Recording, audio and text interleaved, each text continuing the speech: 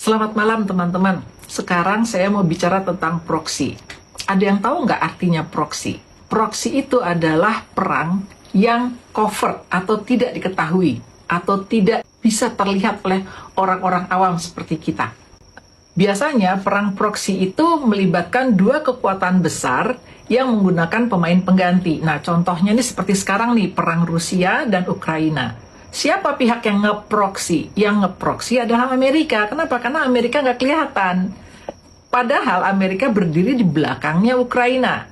Menyediakan senjata, menyediakan dananya, dan menyediakan strategi-strategi atau nasihat-nasihat kepada Ukraina.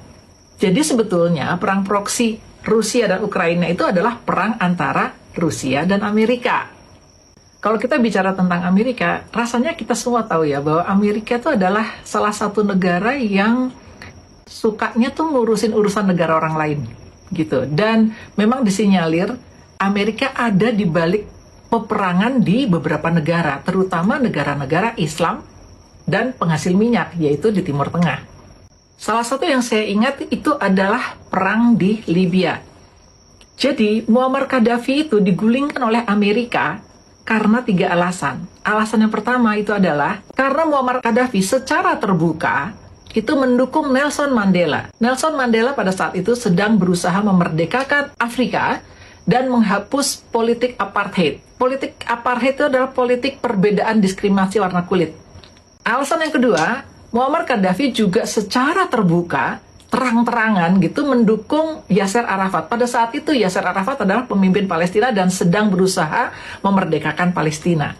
Dan alasan yang ketiga adalah, dan ini menyangkut egonya Amerika, yaitu apa? Muammar Gaddafi itu menentang kebijakan OPEC yang disebut sebagai petrodolar. Oke, saya ceritain ya.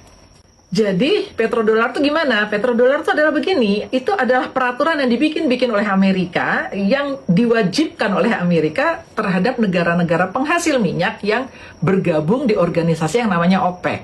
Nah, peraturannya apa? Peraturannya gini, kalau lu pada dagang minyak, itu nanti bayar-bayaran harus pakai dolar Amerika ya, gitu. Nih, contoh.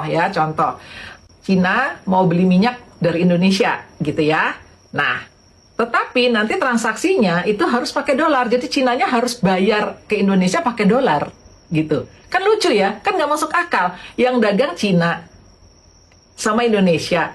Tapi pakai duitnya harus duit Amerika. Nah, ini yang sebenarnya membuat dolar Amerika tuh menjadi kuat. Kenapa? Karena uang Amerika dicari-cari. Sebab apa? Sebab dipakai untuk perdagangan negara-negara yang bahkan mata uangnya bukan dolar.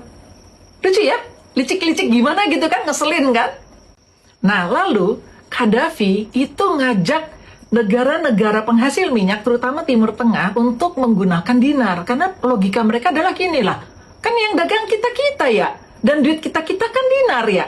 Ya udah, bayarnya pakai dinar dong, ngapain pakai dolar Amerika gitu. Nah, ini bikin Amerika jadi marah sekali dan akhirnya Gaddafi digulingkan. Kalian tahu nggak? Menggulingkannya gimana? Menggulingkannya itu adalah dengan cara proxy war lewat media.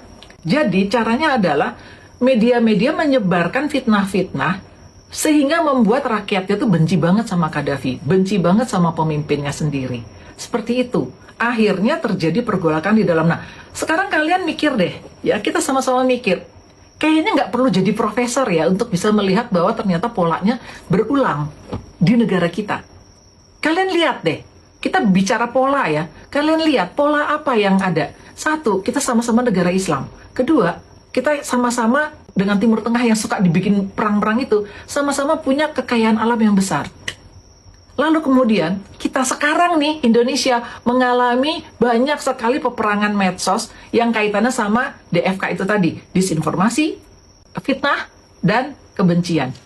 Jadi, teman-teman, kebencian kalian, kemarahan kalian, itu dipakai. Untuk apa? Untuk kebenci pemerintah, pemimpin kalian sendiri, pemimpin kita sendiri. Gunanya apa? Ya supaya negara ini kacau. Mau lihat ya? Saya kasih ya salah satu video yang ada di Libya. Supaya kita sama-sama bisa merenung. Kita ini sedang diapain sih sama kekuatan asing yang kita nggak lihat, yaitu yang disebut sebagai perang proksi media.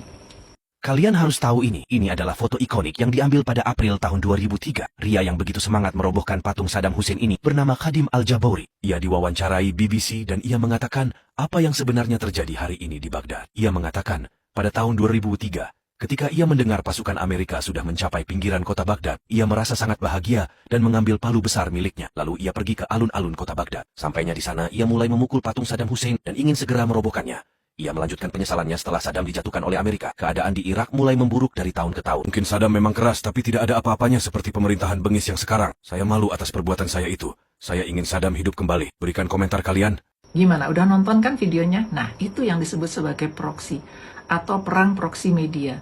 Jadi, perang proxy media itu memang di mana-mana menggunakan brainwash. Mencoba mencuci otak orang dengan informasi-informasi yang DFK, disinformasi, isinya fitnah dan kemarahan.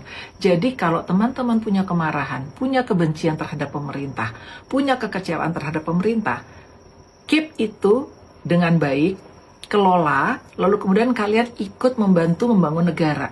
Bukan kemudian malah berperang sendiri, bertengkar sendiri. Nanti bisa dipecah belah seperti itu. Nah, semua yang disebut proxy itu membuat kita jadi marah, kita jadi benci, lalu kita hancur-hancuran. Oke? Kalau kita tidak mau itu, kalau kita sungguh-sungguh cinta pada negara ini, kalau kita sadar bahwa hanya di negara inilah kita bisa hidup, gitu, mari kita membantu menjaga kedamaiannya. Boleh marah, boleh tidak puas, boleh kecewa, tetapi jaga kedamaiannya. Jaga kedamaiannya.